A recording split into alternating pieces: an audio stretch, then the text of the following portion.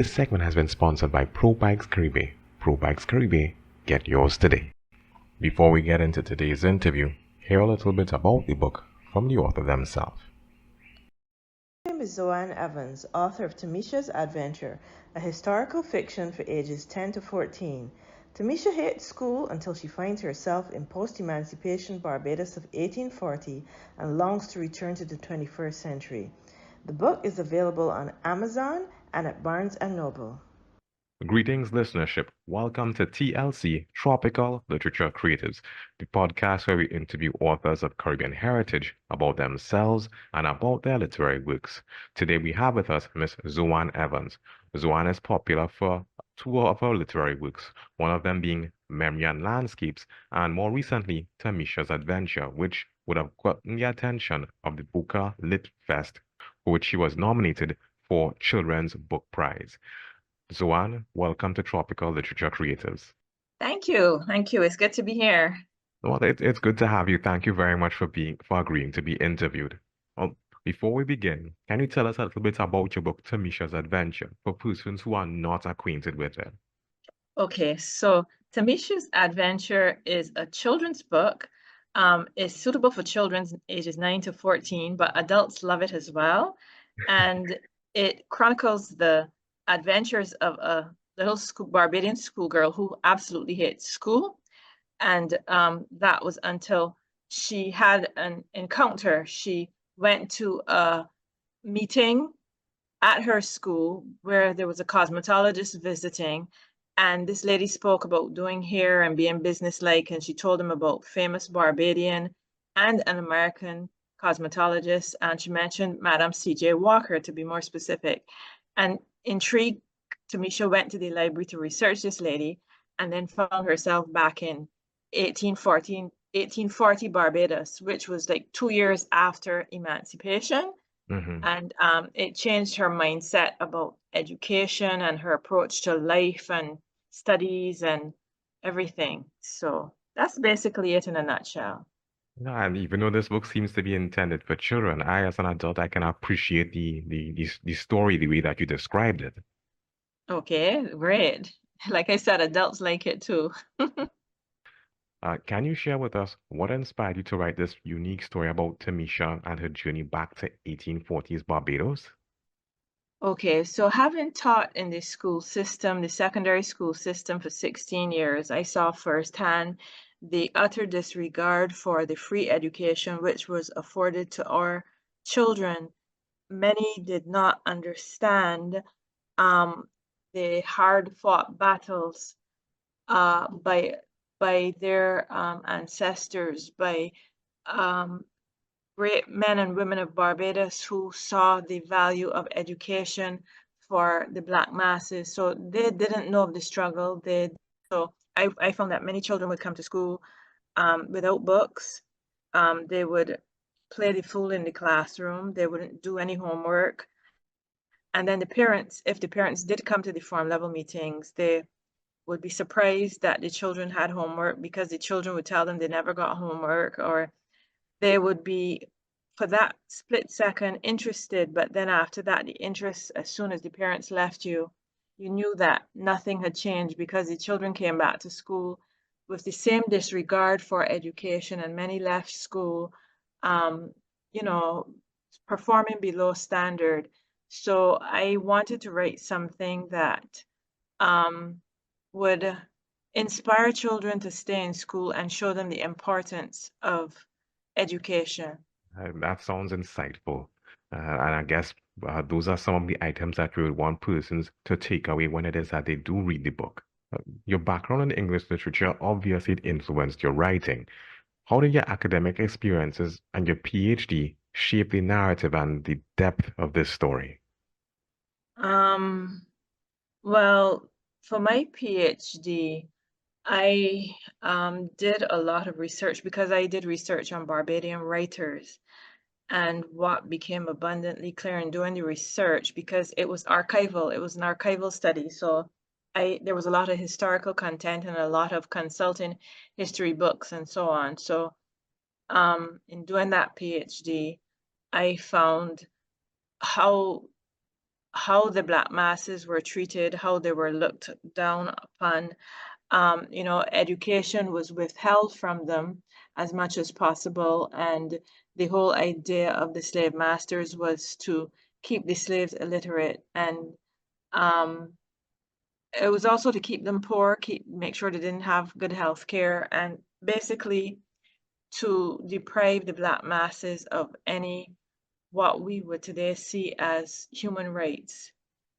Um, so my PhD informed this writing based on the research that I would have amassed from pursuing the actual PhD.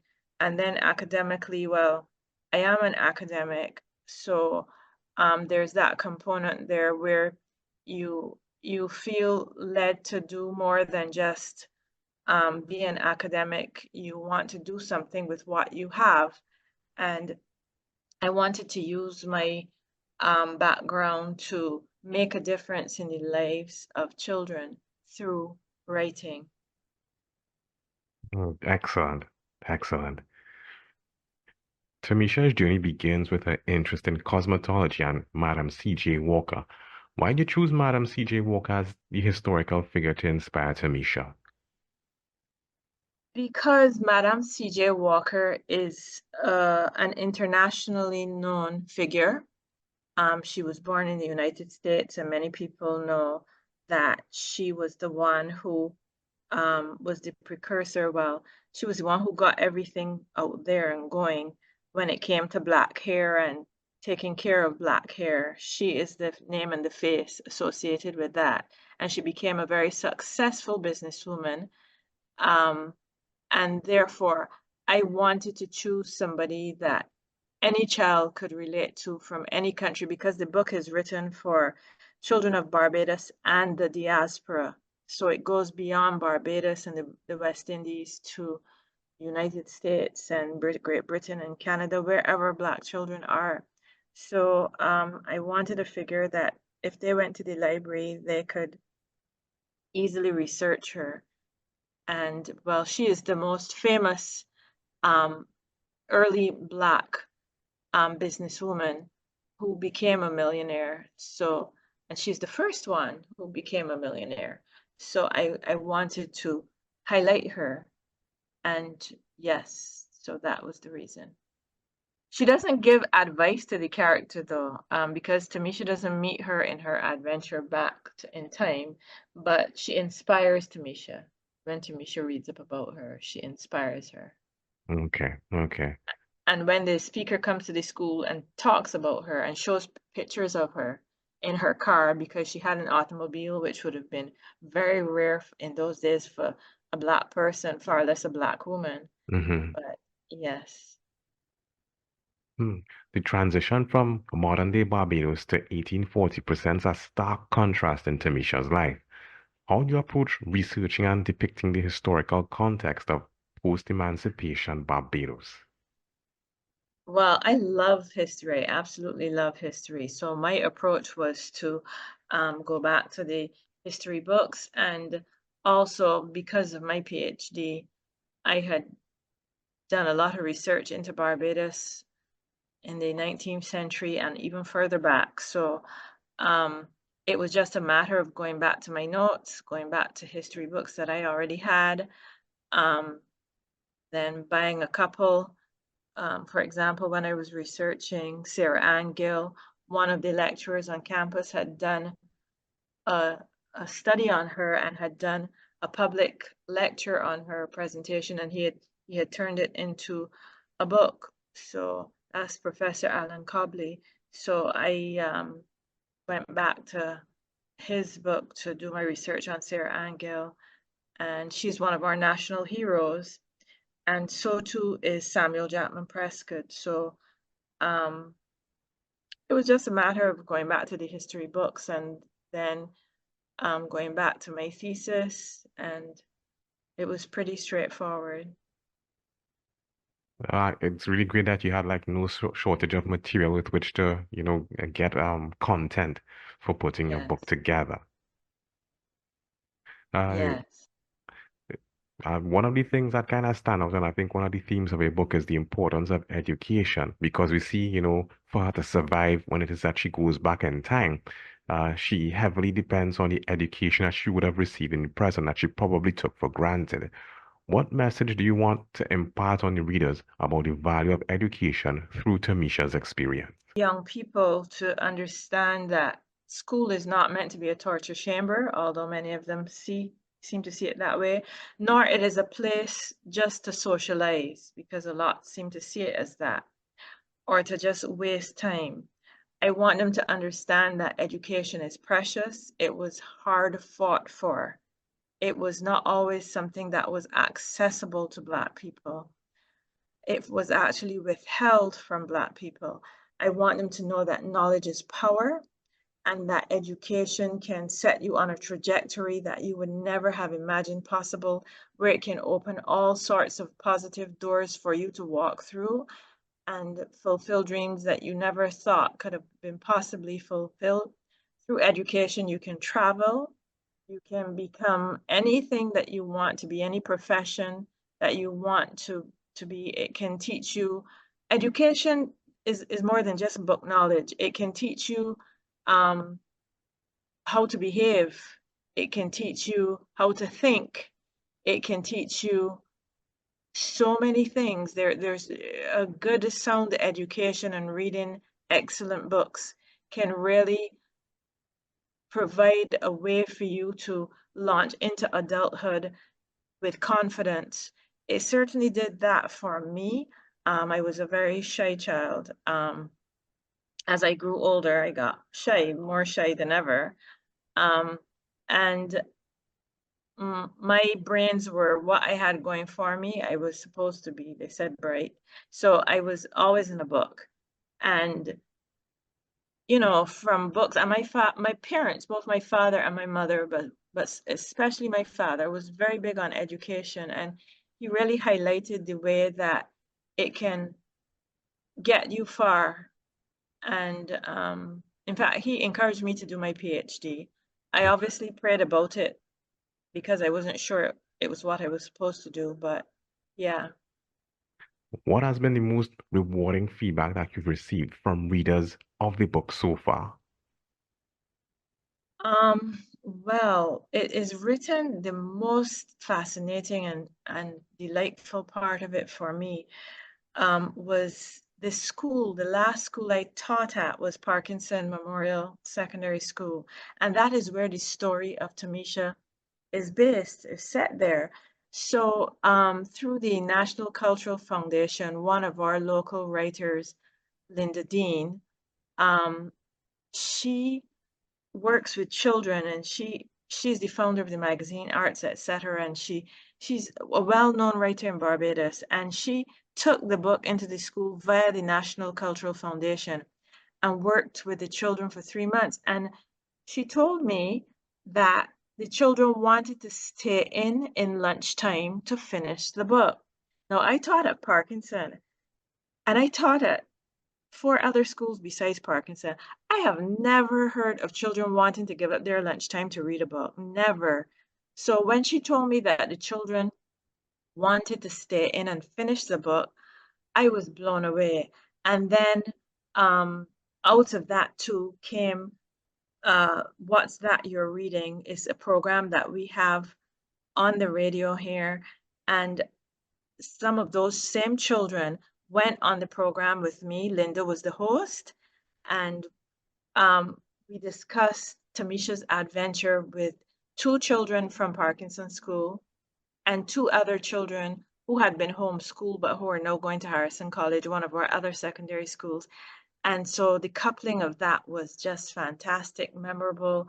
It was worth its weight in gold. It meant the world to me because children were reading, children wanted to read, and I was so happy about that. I can understand why. Even when I was going to school, you would seldom find a reason when it is that for when you'd find that you would seldom find situations where children preferred to stay indoors reading as opposed to going outside and to play. So it sounds like, that that nomination for that Children's Book Award. It sounds like it's really, it's really something significant. Yes, yes. I was very happy to be nominated. That was really something. I was surprised, but very, very happy, very happy. Why were you surprised though? Well, I mean, it won a local award, so it won at NIFCA when it was just 3 chapters. NIFCA is our National Independence Festival of Creative Arts. It won the Prime Minister's award here when it became a book. But to be recognized outside of Barbados, that was a big deal for me. I wasn't expecting it, to tell the truth. So it was a very pleasant surprise. Okay. Your book though, is it self-published or did you go through a traditional publisher? No, it's not self-published. It's published by Caribbean Reads out of St. Kitts. So Ah, that is another thing that was a big deal for me because my other 3 books were self-published, and I specifically told God I don't want to self-publish anymore. I want any other books to be taken up by a publisher. So I got full publishing. What would be the word? They took care of everything. Caribbean Reads took care of everything. Um, the editing, the publishing, the everything they took care of. I had to do nothing but proofread it and tell them what I thought. And well, I got one of my students to supply the picture that you see at the front of the book. One yeah. of my UE students is an artist, a very, very good artist, and I wanted her to do the illustrations. So the publisher complied, and they were very kind, and they allowed her to do the illustration for the cover. Okay, excellent. I think Alicia Smith is her name. That's correct. That's correct. Right, right. Yeah, and the cover really does stand out, and I'm encouraged to understand that Caribbean Reads is a part of the process. That Carol Mitchell, I think, is the That's correct, Carol. Yes, Carol Mitchell. yes, yes. Carol was also a guest on our program a while ago, so it's good that Ah, the work that she's doing, is so far-reaching, so that other she's authors. doing great things, and she has her publishing company has lots of Caribbean children's books that I did not know about. So, when I get the chance, I'm gonna like buy up a lot of those books because I really want to have them in my library because I didn't realize there were that many children's writers in the Caribbean. Well, it's a learning experience for all of us because the more we get into it, the more we learn, what the Caribbean has to offer. Yes, definitely. Well, we'll be wrapping up the program shortly.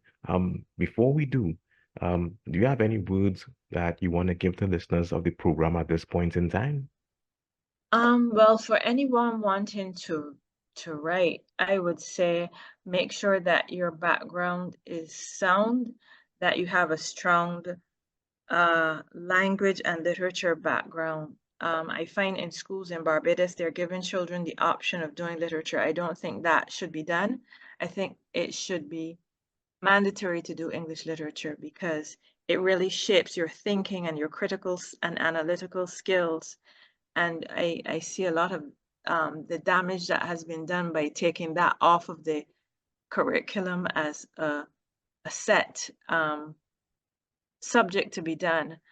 I see a lot of damage at university level. So I would advise anyone who wants to write to make sure that they have a sound literature and language background, to do the research, to read widely, um, to look at different genre. Don't just stick to one specific genre. See how different writers write, to believe in yourself and your abilities, to enter competitions, to go to writers' workshops in your islands, wherever you are. If there are writers' workshops, get involved so that people can critique your work and that you can hear what other people have to say about it. And entering competitions, I think, is very valuable because it helps you to know how your work is received out there.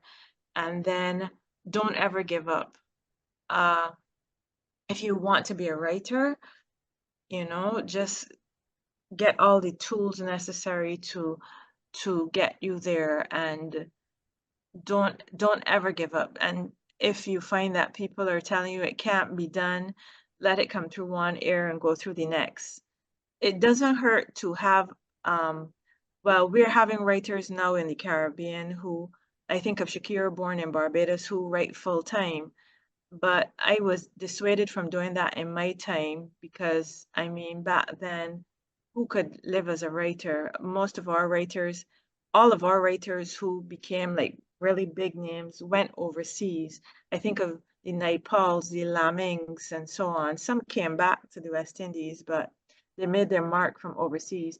If you want to have a backup um, plan as a writer, you want to go into teaching or editing or journalism or literature, any form of literature, that's fine. I would not tell people not to do that.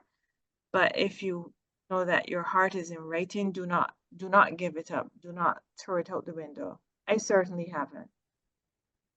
Okay. Well said, Miss Evans. Well said. Thank you very much for those words.